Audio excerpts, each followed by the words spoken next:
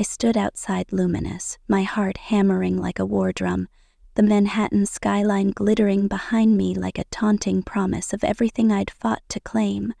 The restaurant's sleek black facade loomed, its name glowing in sharp gold cursive, a beacon of my secret empire. 7 years had passed since I'd last faced my family, and tonight they were inside, oblivious, celebrating my sister Olivia's engagement in the very kingdom I'd built from nothing. My fingers tightened around the strap of my Armani clutch, the silk of my dress cool against my skin, but my nerves burned electric. They thought I was still the family failure, the black sheep who'd thrown away a Harvard degree for a bartender's whim. They had no idea I owned this place. New York's most exclusive 3-Michelin-starred haven. The irony was delicious, but the dread was heavier. Tonight wasn't just a reunion, it was a reckoning. The air was crisp, October's bite cutting through the city's hum. I glanced at my reflection in the glass door. Sleek black dress, hair swept into a low chignon, a single diamond pendant glinting at my throat. Understated, deliberate. They'd see it as trying too hard on a budget, just like they always had. My family, the Carters of Boston's Beacon Hill, measured worth in Ivy League diplomas and bank accounts, not dreams. To them, I was Emma, the middle child who dared to chase a passion they called trivial. I took a breath, steadying myself. I wasn't that trembling 25-year-old anymore, the one who'd walked away from their gilded cage with nothing but a suitcase and a fire in my gut. I was Emma Carter, head mixologist and sole proprietor of Luminous, and tonight I'd let them dine on their own assumptions before I turned the tables. The doorman, Javier, gave me a subtle nod, his eyes flickering with loyalty. "Evening, Miss Carter. They're at the center table, as requested." His voice was low, professional, but the hint of a smile said he knew the storm I was walking into. I mouthed, "Not yet," and he stepped aside, swinging the heavy glass door open. The familiar scent of Luminous hit me, saffron, smoked oak, the faint zest of my signature citrus infusions. It usually grounded me, reminded me of everything I'd built. Tonight, it only sharpened my pulse. I stepped inside, heels clicking on the polished black marble, and there they were. My family sat at the heart of the dining room, a tableau of Bostonian perfection. My mother, Victoria, in a tailored Chanel suit, her platinum hair immaculate, scanned the menu with the precision of a general. My father, Charles, in a bespoke navy blazer, adjusted his cufflinks, exuding old money authority. Olivia, my older sister, glowed in a crimson Prada dress, her engagement ring catching the chandelier light like a small supernova. Beside her, James, her tech mogul fiancé, leaned back, his Rolex glinting with every gesture. Nathan, my younger brother, and his wife Claire, both in crisp business attire, completed the picture, their postures screaming corporate triumph. They'd chosen the center table, of course they had, because Carters didn't sit in corners. They commanded attention, always. I approached, my stomach twisting like a cocktail shaker. Celeste, my hostess, caught my eye, her warm smile faltering as she registered my guest status. "Good evening, Miss—" She stopped herself, recovering smoothly. "Your party is seated? May I escort you?" I nodded, grateful for her quick thinking. As we crossed the dining room, heads turned, diners whispering, likely recognizing me from the Vogue spread or the Times Review. I ignored them, focusing on the table ahead. My mother spotted me first, her blue eyes performing that familiar, ruthless appraisal, cataloging my dress, my posture, my very existence. "Emma," she said, rising for an air kiss that felt more like a transaction. "You are here. We were beginning to worry." "On time, Mother," I replied, glancing at my watch. 7:30, as promised. My voice was steady, but inside I was braced for impact. My father stood, offering a handshake so formal it could have been a contract signing. "You look healthy," he said, his tone implying I'd let myself go by not starving for their ideal of elegance. Olivia barely rose, offering her cheek like a queen granting a favor. "This is James," she said, gesturing to the man beside her. He stood, extending a hand with a grip that screamed power play. "James Harrington, Stanford undergrad, Wharton MBA. It's closed a $2 billion 0-cents deal for my startup. No nice to meet you, just credentials. The Carter family's love language." Nathan gave me a nod, his smile tight, while Claire's was polite but distant, like she was already calculating the social cost of my presence. I slid into the last empty seat, the dining room's hum a stark contrast to the silence at our table. The lighting was perfect. Dim enough for intimacy, bright enough to showcase the artful plating I'd spent years refining. Every detail here was mine. The weight of the linen napkins, the curve of the custom chairs, the playlist blending jazz and ambient beats. Luminous wasn't just a restaurant. It was my soul, poured into every glass, every plate, every moment, and they had no idea. "Champagne's already ordered," my father announced, signaling to Liam, my head waiter, who approached with a bottle of Dom Perignon, the second most expensive on our list. Showy, but not reckless. Classic Carter. Liam poured with practiced grace, his eyes flicking to me for a split second, questioning. I gave a subtle shake of my head. "Not yet." "We're celebrating an engagement," Charles declared to Liam, fishing for special treatment. "Congratulations, sir," Liam replied, his tone flawless. Luminous is honored to host such an occasion. I sipped my champagne, the bubbles crisp at the perfect 45 degrees, just as I'd trained my staff to ensure. "I'm surprised you got a reservation," I said, keeping my tone light. "This place is impossible to book." James leaned forward, smirking. "I know people. Pulled strings with a VC friend who's tight with the owner." I bit back a laugh. That friend was probably Alina Voss, my first investor, who occasionally sent clients my way. "Resourceful," I murmured, raising my glass. "To Olivia and James," my father toasted, "a match made for greatness." We clinked glasses, their smug satisfaction practically a fifth guest at the table. The first course arrived, an amuse-bouche of lavender-infused gin foam with a caviar pearl, a creation I'd spent months perfecting. Olivia stared at it, unimpressed. "This is it? A teaspoon of foam?" James popped it in his mouth, chewing like it was bar food. "Pretentious," he muttered. "Barely edible." I swallowed a retort. "It's an amuse-bouche," I said calmly, "to wake the palate." Olivia rolled her eyes. "I didn't go to Yale to need dining lessons from you, Emma." The jab landed, but I kept my smile fixed. Years of practice keeping my composure ironclad. I'd known this night would sting, but I hadn't anticipated how raw it would feel, watching them tear apart my work without knowing it was mine. 7 years ago, I'd walked away from their world. Beacon Hill's manicured lawns, their suffocating expectations. Growing up, the Carters weren't just wealthy. We were a dynasty. My parents' mansion hosted galas where senators mingled with CEOs, and my siblings and I were props in their performance of perfection. Olivia, the golden child, aced debate and landed Yale law. Nathan, the prodigy, was running algorithms for hedge funds by 24. Me? I was the anomaly, sneaking into the private bar to watch Maria, our Puerto Rican bartender, craft cocktails with a magician's flair. "You've got the touch, mija," she'd say, teaching me to balance bitters and citrus like an alchemist.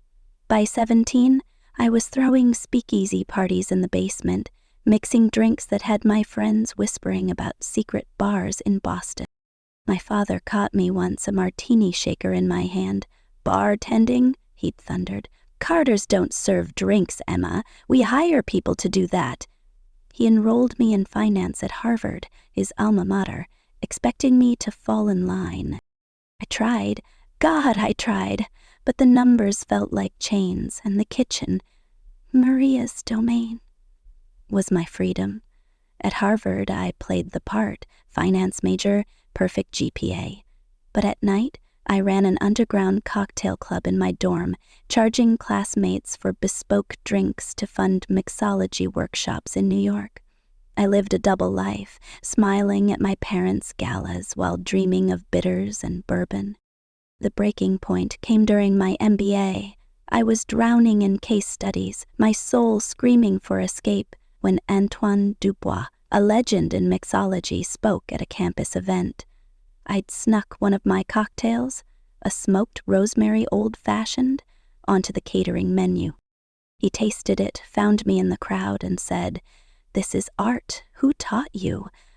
I admitted I was self-taught, years of YouTube and late-night experiments. He handed me his card. "Come to London.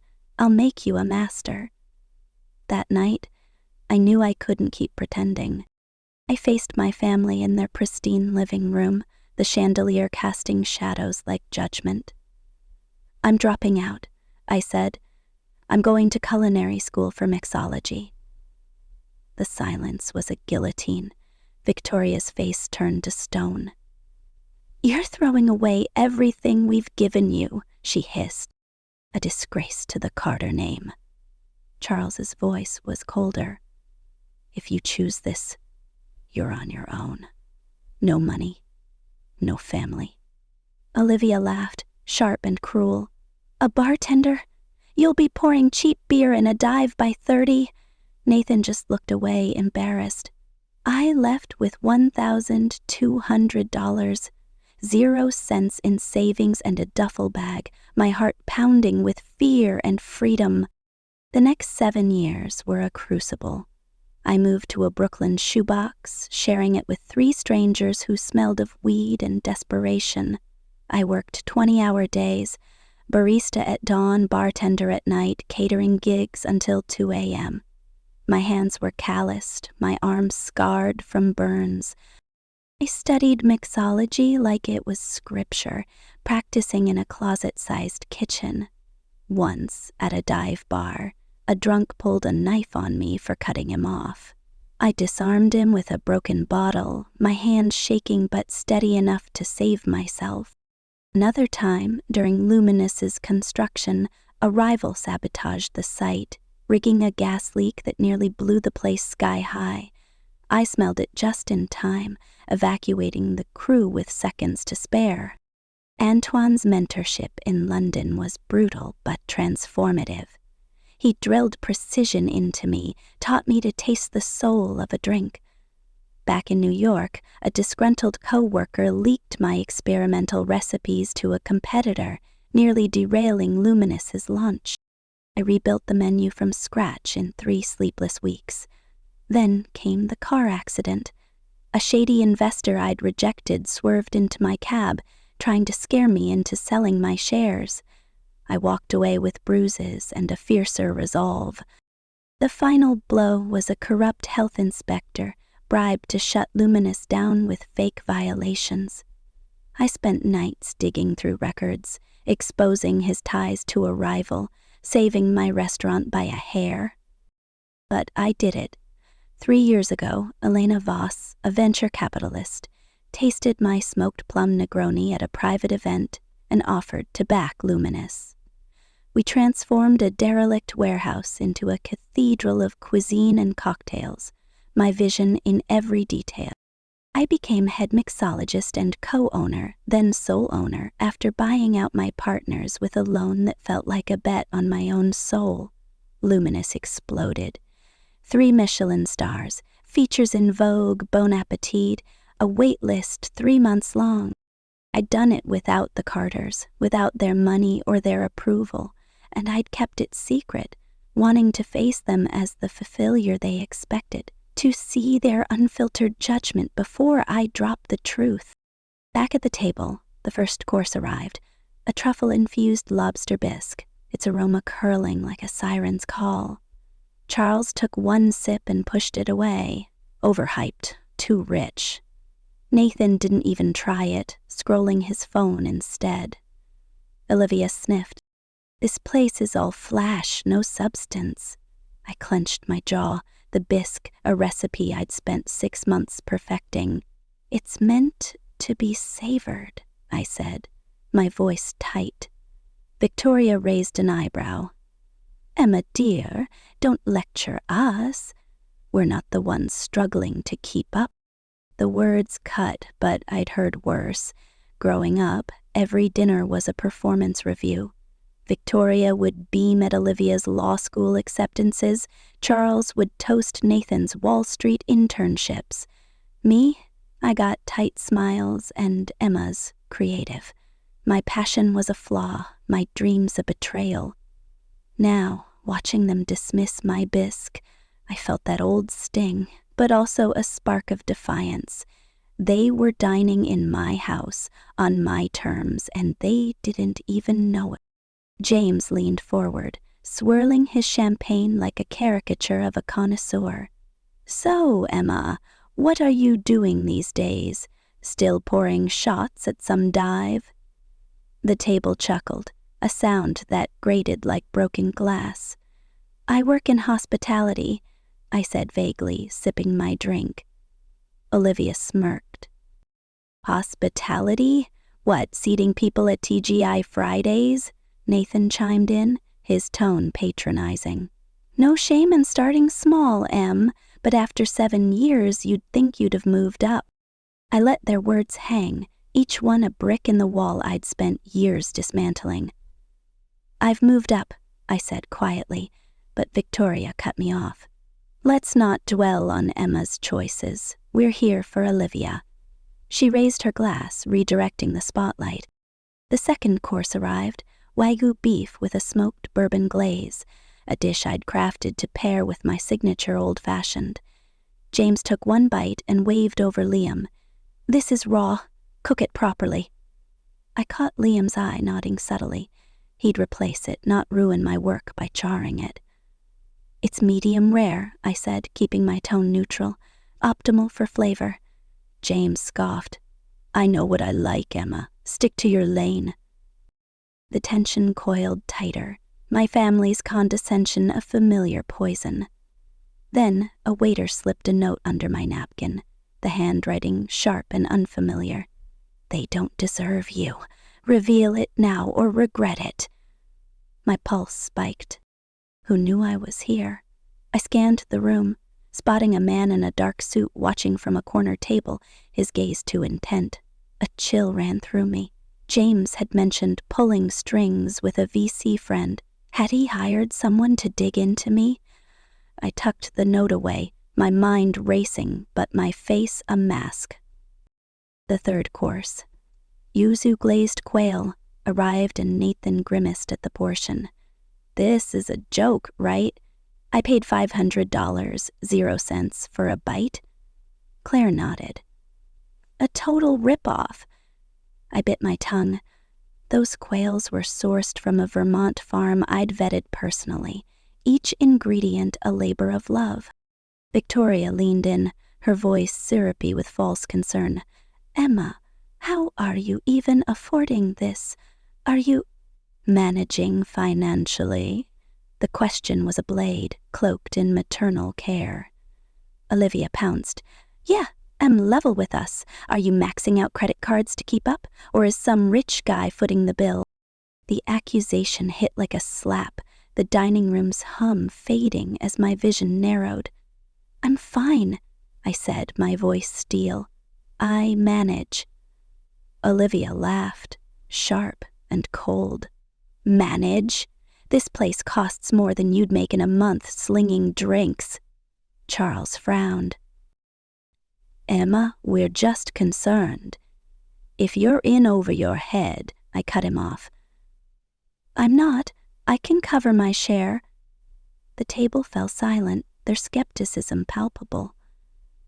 Olivia leaned forward, eyes glinting. Prove it.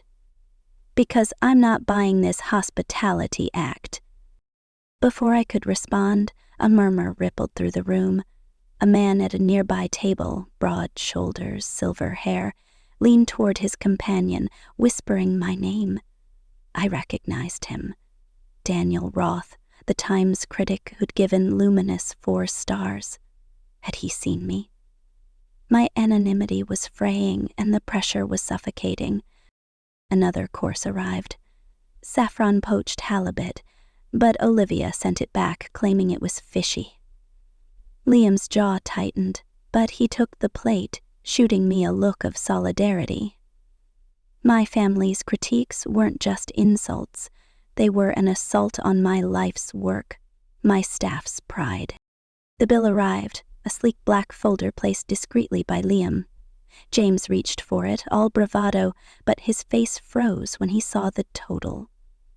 $5,000, 0 cents, covering premium cocktails and that overpriced champagne. He blinked, then frowned. Wait, this is wrong. You only charged for drinks. He waved Liam over, his voice sharp. There's an error. Fix it. Liam glanced at me, his expression a silent question. I nodded, the moment I'd dreaded and craved finally here. No error, sir, Liam said, his tone smooth as velvet. The meal's been comped. Welcome back, Miss Carter. Your investors are waiting in the private room. The words landed like a grenade, the table erupting into stunned silence. 6 pairs of eyes swung to me, wide with shock, confusion, betrayal. Victoria's hand froze mid-gesture, her pearls glinting. Charles's mouth opened, then closed. Olivia's fork clattered to her plate. James's smugness vanished, replaced by a slack-jawed stare. Nathan whispered, "What the hell?" I stood, my voice steady despite the adrenaline flooding my veins. Welcome to Luminous, my restaurant. I'm the head mixologist and sole owner. The silence stretched, thick and heavy. Olivia recovered first, her voice sharp. That's impossible. This place is a Michelin-starred legend. You're a bartender. I smiled, the kind of smile that had carried me through 7 years of their doubt. Not quite. I built this from nothing. 3 Michelin stars, features in Vogue, Bon Appetit, and you've spent all night trashing my work. Charles cleared his throat, his financier's brain recalibrating. You own this? How? The capital alone. I cut him off. $4,200,000, 0 cents to start. I worked 3 jobs, lived on $200, 0 cents a month, survived a robbery, a gas leak, a recipe leak, a car crash, a corrupt inspector. I earned this. My voice rose, not with anger, but with pride. Elena Voss tasted my cocktail and backed me. I bought out my partners a year ago. This is mine. Victoria's hand fluttered to her throat, her composure cracking. Why didn't you tell us, darling? We'd have been so proud. I laughed, sharp and bitter. Proud? You called my passion menial. You disowned me when I chose it. You only care now because it's successful. Olivia's eyes narrowed. So you tricked us, let us sit here thinking you were a failure just to humiliate us? I met her gaze. I wanted to see how you'd treat me if you thought I was nothing, and you showed me. Sophia, my head chef, approached, her whites crisp, her presence commanding. Emma, the Matsuhisa group's here for their tasting. Also, Netflix called about your docuseries, and Diageo wants to finalize the spirits brand deal. My family's jaws dropped further, if that was possible. James sputtered. Docuseries, spirits brand. I nodded. Out next spring. 120 cocktails, my story. Diageo's launching my line globally. Sophia glanced at the table, then back at me. Need me to handle this? I shook my head. I've got it. I turned back to my family, their faces a mix of awe and shame. I don't need your approval, I said. I built this without you. But I'm offering one thing. Olivia, I'll host your rehearsal dinner here. My gift, not for your validation, but because you're my sister. Olivia blinked, her bravado crumbling. After tonight, you'd do that? I nodded. On my terms. Victoria reached for me, her voice pleading. Emma, let's talk. Don't walk away. But I was already moving toward the private room, where investors waited to discuss my second location. I have a business to run, I called back. Brunch, Sunday, not your club, a dive bar in Brooklyn. Be there. As they gathered their coats, Nathan caught my arm. Em, this is incredible. I'm sorry I didn't see it sooner. His sincerity caught me off guard, a crack in the Carter armor. I nodded, then walked away, the weight of their judgment lifting with each step. Luminous was mine, I was mine, and no one, not even my family, could take that away.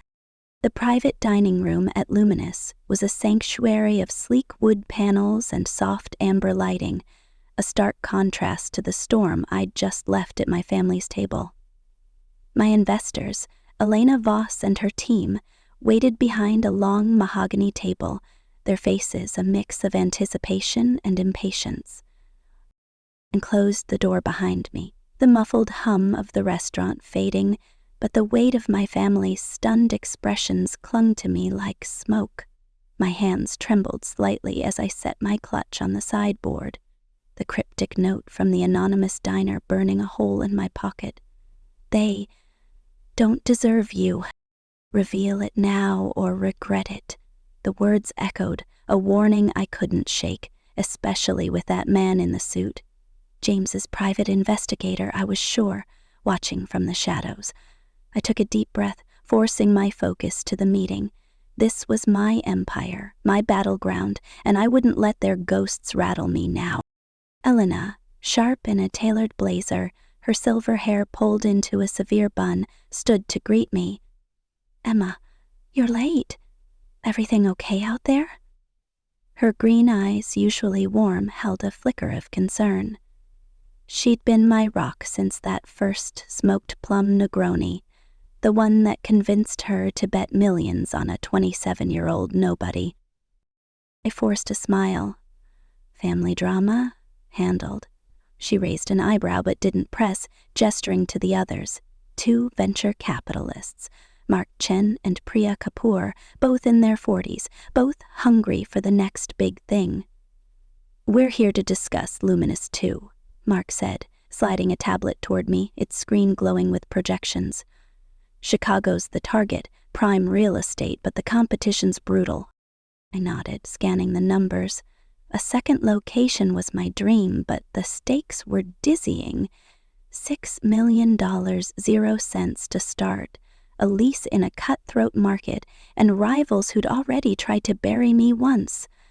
My mind flashed to the gas leak during Luminous's construction, the hiss of danger I'd caught just before it could spark. That wasn't an accident.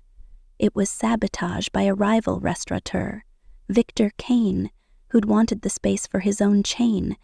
I'd never proven it, but his smug face at industry events told me enough. Chicago's viable, I said, my voice steady, but we need to move fast. Kane's sniffing around the same district? Priya's eyes narrowed. He's still a problem? After the health inspector stunt? I shrugged, masking my unease. He's persistent. The meeting stretched for an hour, numbers and timelines blurring as my thoughts kept drifting to that note, to James's investigator, to the whisper of a lawsuit Daniel Roth, the Times critic, had mentioned at his table, a betrayal I hadn't uncovered. My gut churned. Luminous was my life, but success painted a target on my back. As we wrapped up, Alina pulled me aside. "You look spooked, Emma. What's going on?" I hesitated, then slipped her the note. Her face darkened as she read it. "This is trouble. Someone knows you're hiding something." I swallowed. My family didn't know about Luminous until tonight. But James? He mentioned a VC friend. I think he's digging. Alina's jaw tightened. "Watch your back. You've made enemies climbing this fast." I left the room, my heels clicking on the marble as I headed toward the kitchen, my sanctuary. The scent of roasted garlic and fresh thyme enveloped me, grounding me as I pushed through the swinging doors.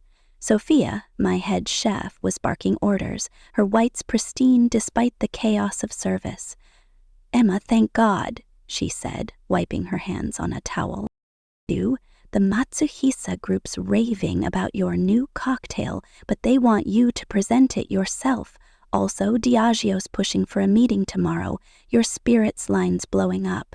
I nodded, my mind still half on the note. "I'll handle Matsuhisa. Diageo can wait." She studied me, her brown eyes sharp. "You okay? That family shit looked intense." I forced a laugh. Understatement. The kitchen was a symphony of controlled chaos. Sizzling pans, clattering knives, my staff moving like a well-oiled machine. I grabbed a shaker, my hands finding the familiar rhythm as I mixed the cocktail for the Matsuhisa group. A yuzu-infused mezcal sour with a chili salt rim, my latest creation. But as I poured, a shadow moved in my peripheral vision. A busboy, new, maybe a week on the job, lingered near the prep station, his eyes darting to me too often. I froze, the shaker cold in my hands. Was he watching me? Or was I paranoid, the note and the investigator twisting my nerves?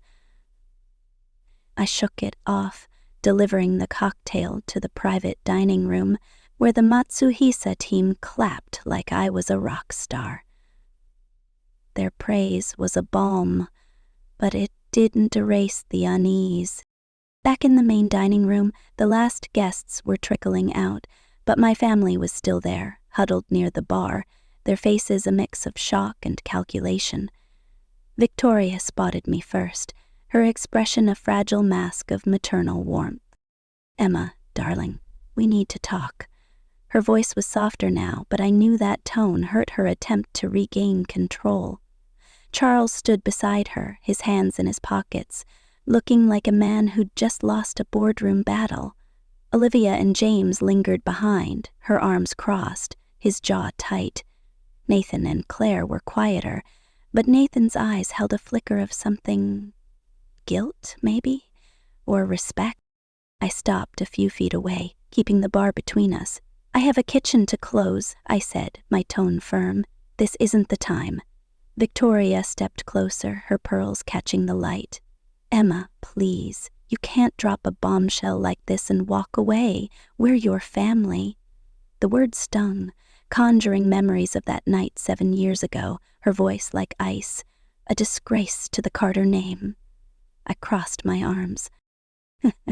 "Family didn't mean much when you cut me off. When you called my passion a waste?"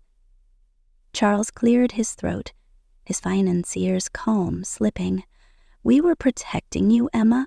You were throwing away a Harvard education for mixing drinks." I laughed, the sound sharp enough to make Olivia flinch. "Mixing drinks? This..." I gestured to the dining room, the crystal chandeliers, the packed reservation book, "is a 3 Michelin-star empire. I built it without you." "Without your money, your connections, your approval?" James stepped forward, his tech bro confidence reasserting itself. "Impressive, Emma. Really. My firm could help you scale franchise Luminous, take it global." His eyes gleamed, already calculating profits. I cut him off. "I don't need your firm, James. I have advisors, and I'm not here to be your next deal." Olivia's face twisted, her earlier apology forgotten.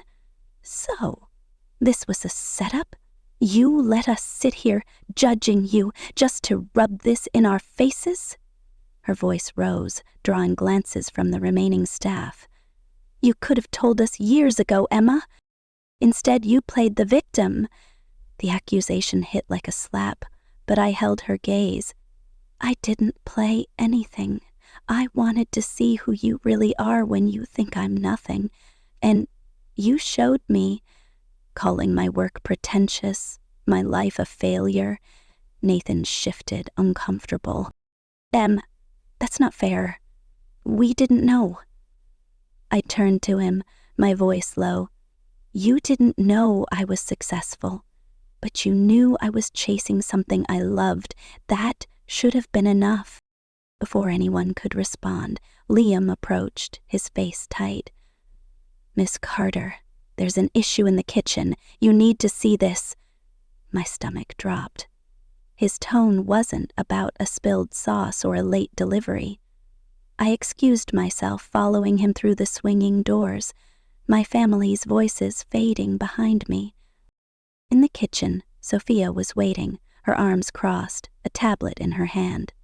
Look at this, she said, shoving it toward me. It was an email, sent to our general inbox, no sender name, just a string of numbers. The subject line read, Luminous Falls Tonight. The body was a single line. You can't hide your secrets forever, Carter. Step down, or we expose everything. My blood ran cold. Secrets? The deal for Luminous's real estate flashed through my mind, a handshake with a property mogul, Vincent Moretti, who'd had ties to questionable figures. I'd pushed the thought aside, desperate to secure the space. But had I missed something? Sophia's voice was low. This came 10 minutes ago, and that new busboy, he was snooping in the office, near your files. My mind raced to the man in the suit, the note, James's VC friend. Was this connected? Was James digging deeper than I'd thought, or was it Kane, my old rival, striking again? Liam, find that busboy, I said, my voice sharper than I intended. Sophia, lock the office, no one in or out. They nodded, moving fast, but my heart was pounding. I stepped into the walk-in cooler for a moment of clarity, the chill biting my skin. Memories of London flooded back. The night a jealous colleague locked me in a freezer, my breath fogging as I pounded on the door, hypothermia creeping in until Antoine found me.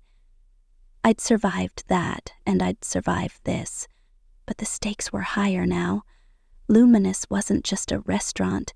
It was my legacy, and someone was trying to tear it down. I returned to the dining room where my family was still waiting, their faces a mix of impatience and unease. Victoria pounced. Emma, this is ridiculous. You can't keep us in the dark like this. I held up a hand, my patience fraying. I have a crisis to handle. We'll talk Sunday. Brooklyn, noon, Alma's on Wyckoff. Don't be late. Charles frowned. A crisis? What kind of operation are you running here? The implication that I was incompetent stung, but I didn't have time for their games. The kind that's kept me alive through worse than your judgment, I snapped, turning away. As I headed back to the kitchen, a figure stepped into my path, the man in the suit from earlier, his eyes cold and calculating. Ms. Carter, he said, his voice smooth but laced with menace. A word? My pulse spiked, but I kept my face neutral. I'm busy. Make an appointment. He smiled, thin and sharp. You'll want to hear this. It's about Vincent Moretti and the price you paid for this place. My stomach lurched. How did he know about Moretti? Was he James's investigator or something worse? I gestured to a corner booth away from prying ears. 2 minutes, I said, my voice steel. He sat, folding his hands like a predator waiting to strike. I'm Michael Reed, private consultant. My client has concerns about Luminous's origins, specifically the funding. I kept my expression blank, but my mind was screaming. The Moretti deal had been clean on paper, but his reputation wasn't. Had I overlooked something? Get to the point, I said. Reed leaned in, his voice low. Step away from Luminous or we expose the truth. Moretti's money wasn't as clean as you think. My heart stopped, but I forced a laugh. You're fishing. If you had proof, you'd have used it already. His eyes narrowed. You're confident. But confidence didn't save you from that car crash, did it?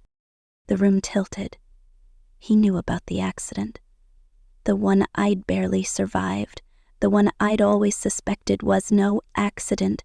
My hands clenched under the table. Get out, I said, my voice low and dangerous. Or I call security. Reed stood, smirking. You have until Monday. Check your books. He slipped a business card across the table and walked out, leaving me frozen, the card's weight like a bomb in my hand. I shoved it into my pocket, my mind racing. Was Reed working for James, trying to undermine me for his own gain? Or was this Cain escalating his vendetta? Or worse, had Moretti himself turned on me, using my success as leverage for something darker? I headed back to the kitchen where Liam was waiting, his face grim. The busboy's gone. Left his apron and vanished. Sophia handed me a security feed on the tablet. Grainy footage of the busboy slipping into my office, rifling through papers, then bolting when a sous chef walked in. He took something, Sophia said. A folder. From your desk. My chest tightened. That folder held sensitive documents, contracts, loan agreements, the Moretti deal. If it fell into the wrong hands, it could unravel everything. I turned to Sophia. Call our lawyer, now, and get security to sweep the building. She nodded, already moving, but Liam hesitated. Emma? There's something else. That critic, Roth? He's asking to see you, says it's urgent. My stomach dropped further. Roth's whisper about a lawsuit echoed in my mind. Was this the betrayal he'd hinted at? I told Liam to stall him, then retreated to my office, locking the door behind me. The small space was my fortress, bookshelves lined with mixology texts, a framed Vogue cover, my first cocktail recipe scrawled on a napkin. I opened the desk drawer, checking for the folder. Gone. My heart pounded as I pulled up the security backups on my laptop, my fingers shaking. The footage confirmed it. The busboy, face half hidden, slipping out with the folder tucked under his shirt. I froze the frame, zooming in. Something about his posture, the way he moved, felt familiar. Had I seen him before? At one of Cain's events, maybe. Or worse, someone tied to Moretti? A knock at the door jolted me. Emma, it's Sophia. Roth's getting pushy. I closed the laptop, my mind a storm of questions. Roth could wait. I needed answers. I called Elena, my voice low. I need you to dig into Vincent Moretti, discreetly. And a guy named Michael Reed, private consultant. Elena's silence was heavy. Moretti? Emma? What's going on? I hesitated, then told her about the note, Reed, the busboy, the missing folder. Her voice hardened. I'll handle it, but you need to secure Luminous. If Moretti's involved, this could get ugly. I hung up, my hands cold. The restaurant was quiet now, the last staff finishing their duties. I stepped out, finding Roth waiting by the bar, his silver hair catching the light. Miss Carter, he said, his voice smooth but urgent. We need to talk about your investor. There's chatter, serious chatter, about a lawsuit, money laundering tied to your initial funding. My blood froze. Chatter from who? I demanded. He leaned in, voice barely a whisper. Kane's people. They're saying they have proof, documents, the folder. My vision blurred, but I forced a nod. Thanks for the heads up. I'll handle it.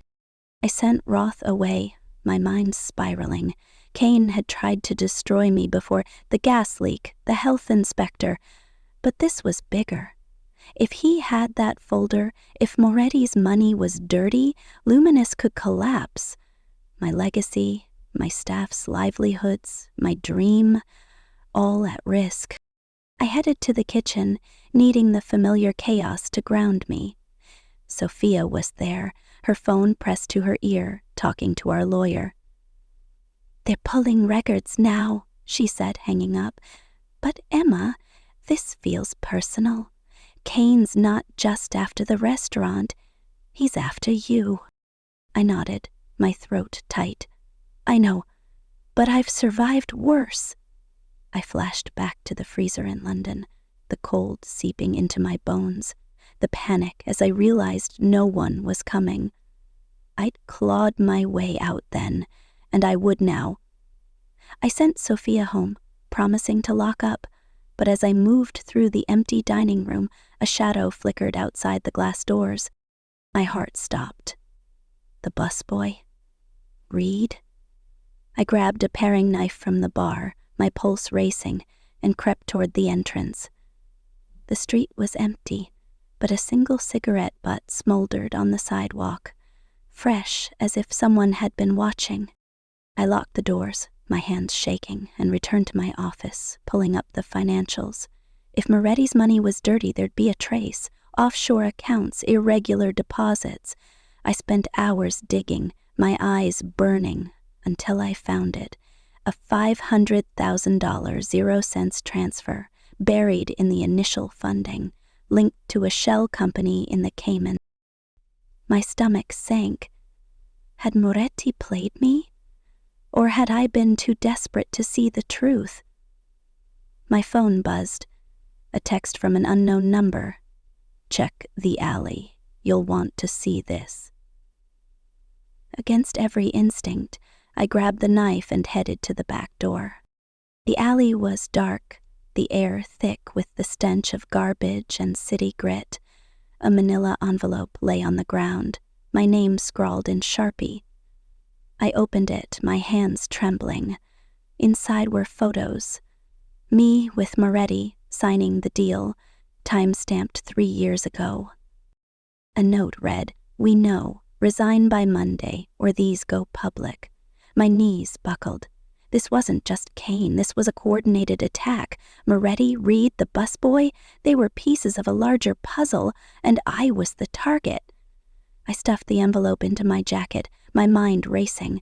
I needed to confront Moretti, but he was untouchable. A ghost in Manhattan's underworld. Elena was my only shot. I called her, my voice barely steady. I found something. Moretti's money, it's dirty. Photos, threats, everything. Elena's voice was grim. Get out of there, Emma. Now. Meet me at my office. I'm calling in favors. I grabbed my bag, locking the restaurant behind me, the city's pulse a roar in my ears. As I hailed a cab, a black SUV idled across the street, its windows tinted. My heart pounded. Was it Reed? Kane? Moretti's men? I slid into the cab, barking Elena's address, my eyes locked on the SUV as it pulled into traffic behind me. At Elena's office, a stark penthouse overlooking Central Park, she was waiting with a lawyer, David Klein, and a private investigator, Sarah Nguyen. "Show me," Elena said, her face pale.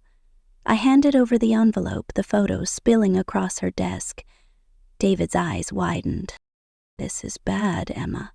If these tie Moretti to organized crime, Luminous is tainted. You could lose everything." Sarah studied the photos, her voice calm but urgent. These were taken by a pro, likely Reed's work, but the timing? Right after your family dinner? Someone's orchestrating this. I paced, my mind a storm. James hired Reed, I'm sure of it. He's been digging since I humiliated him tonight. Elena shook her head. Maybe, but this feels bigger. Kane's wanted your spot for years, and Moretti doesn't like loose ends. You're a threat to both. Sarah nodded. I'll trace the shell company, but you need protection, Emma. This isn't just about money. It's personal. I swallowed, the weight of it crushing. My family's judgment, my empire's fragility, the ghosts of my past, all colliding in one night. By dawn, I was back at my Brooklyn apartment, a modest loft I'd kept despite Luminous's success. Sleep was impossible, the photos and threats looping in my mind. I poured a coffee, my hand still shaking, and checked my phone. A text from Olivia. I'm sorry about tonight. Can we talk before brunch? I was wrong. I stared at it, torn. Her apology felt genuine, but the wounds were fresh. Another text, from Nathan. Em, I'm proud of you. Let me help, whatever you need. My throat tightened. For years I'd craved their support, but now it felt like too little, too late. Sunday arrived, gray and heavy with rain. Alma's, the dive bar I'd chosen, was a gritty contrast to Luminous. Peeling paint, neon signs, the kind of place my family would have sneered at. I arrived early, claiming a corner booth, my eyes scanning for Reed or that SUV. My family trickled in, looking out of place in their designer coats. Victoria's face was tight, Charles's guarded. Olivia and James sat stiffly, Nathan and Claire more open but wary. This place, Victoria said, her nose wrinkling. Why here, Emma? I smiled thinly. Because it's real. Like me. The brunch was tense, their attempts at reconciliation clashing with my guardedness. Olivia reached for my hand. I was awful, Em. I was jealous. Your courage, your success. I didn't see it. Nathan nodded. We all screwed up. But you're incredible. Let us in. Charles cleared his throat. We want to support you now. Investments, connections, whatever you need. I shook my head. I needed your faith 7 years ago. Now I need respect, not your money. Before they could respond, my phone buzzed. Sarah, found the shell company. Tied to Moretti, but Kane's fingerprints are on the photos. He's working with Reed. Meet me tonight. My heart raced. Kane was behind this, using Moretti's shadow to destroy me. I stood, cutting brunch short. I have to go. We'll talk later. Victoria protested, but I was already out the door, the rain soaking me as I hailed a cab. That night, Sarah met me at a diner, her face grim. Kane's planning to leak the photos to the press tomorrow, claims Luminous is a front for Moretti's money. Reed's his muscle. I gripped my coffee mug, my mind racing. What about Moretti? Sarah hesitated. He's gone dark, left the city. You need to confront Kane directly. Force his hand. I nodded, my resolve hardening. I'd faced knives, crashes, betrayal. I could face him. I tracked Kane to his flagship restaurant, a glitzy steakhouse in Midtown. He was at the bar, his suit pristine, his smile venomous. Emma Carter, he drawled, come to beg. I slid the photos across the bar. Call off your dogs, Kane, or I go public with your sabotage. Gas leak, Inspector. All of it. His eyes flickered, but he laughed. You've got nothing. Moretti's money will sink you first. I leaned in, my voice low. I have proof, and I'm not alone. It was a bluff, but Sarah was digging, and I'd learned to play dirty too. Kane's smile faltered, but he waved me off. You're out of your league, Carter. Enjoy your last days at Luminous. I walked out, my heart pounding, but a fire lit inside me. I wasn't losing this, not to him, not to anyone. Back at Luminous, I rallied Sophia, Liam, and my core team, telling them everything. "We fight this," I said. "Together." Sophia grinned. "Always, boss." Liam nodded. "We've got your back." The next morning, the press didn't break the story. Sarah's contacts had stalled Kane's leak, buying me time. I met Elena and David, who'd traced the shell company to a clerical error, not laundering but sloppy bookkeeping. Moretti was clean, or clean enough. The photos were damning but circumstantial. I exhaled, relief flooding me, but the victory felt fragile. Kane was still out there, and Reed's card was still in my pocket. That evening, Luminous hummed with life, my staff moving like a symphony. I stood at the bar mixing a cocktail for a VIP when Olivia slipped in, alone. She said, her voice soft. "I meant what I said. I'm proud of you. And I'm sorry." I studied her, seeing the sister I'd once shared secrets with, not the rival who'd cut me down. "I'm hosting your rehearsal dinner," I said, "but it's my rules, no games." She nodded, tears in her eyes. "Thank you." As she left, I poured myself a shot of my own mezcal, the chili salt rim biting my lips. The lawsuit was dead, Kane was on his heels, and my family was cracking open. I'd built Luminous through blood and fire, and I'd keep it standing. The note, Reed, the photos, they were shadows, but I was light, and I'd burn brighter than ever.